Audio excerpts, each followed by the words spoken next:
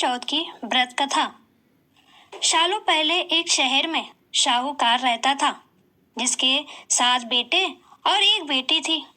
बेटी का नाम करवा था। शाहूकार ने अपने बच्चों का पालन पोषण काफी सही तरीके से किया था। सभी भाई अपनी इकलौती बहन को बहुत मानते और उस पर अपनी जान छिड़कते थे। उन्होंने उसकी शादी एक अमीर शाहूकार के साथ एकदम सही तरीके से की। एक दिन करवा ससुराल से अपनी मैके आई। सभी भाइयों ने उसका जोरदार स्वागत किया। उन्होंने पहले अपनी बहन को खाना खिलाया और फिर खुद खाया। इसके बाद सभी एक साथ बैठकर बचपन की यादें साझा करने लगे। इसी तरह कुछ दिन बीतते चले गए। एक दिन शाम को जब करवा के सातों भाई अपने काम से घर लौटे तो उन्होंने देखा कि उनकी बहन काफी उदास होकर बाहर बैठी थी। अपनी बहन करवा को उदास देखकर सभी भाई चिंतित हो गए। वो तुरंत उसके पास गए और उदासी का कारण पूछने लगे।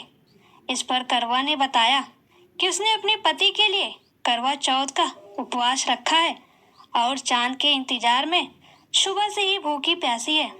जैसे ही चांद निकलेगा वह उसे देखकर अपना उपवास तोड़ेगी। यह सुनकर भाइयों का भी मन उदास हो गया।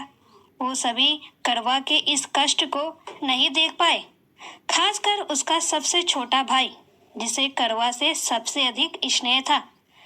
बहन को भूखा प्यासा देखकर सभी भाई कुछ ऐसा उपाय सोचने लगे जिससे वो अपनी बहन का कष्ट दूर कर सके। तभी उन्हें एक तरकीब सूझी।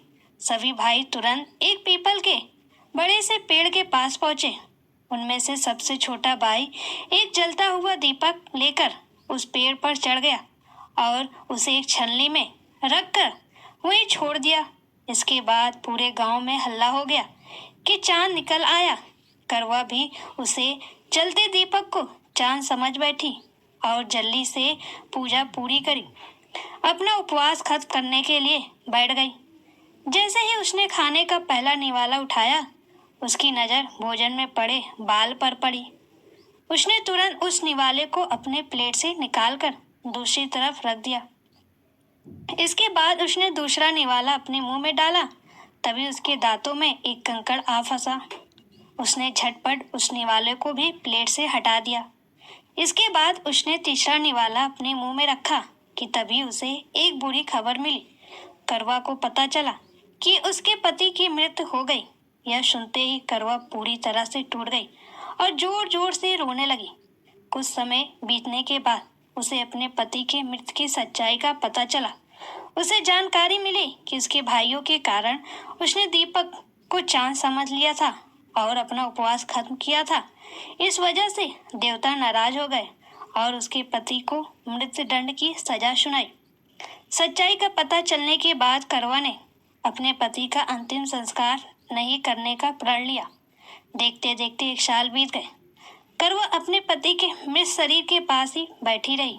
वह रोजाना अपने पति के शव को साफ करती और वहां उगने वाली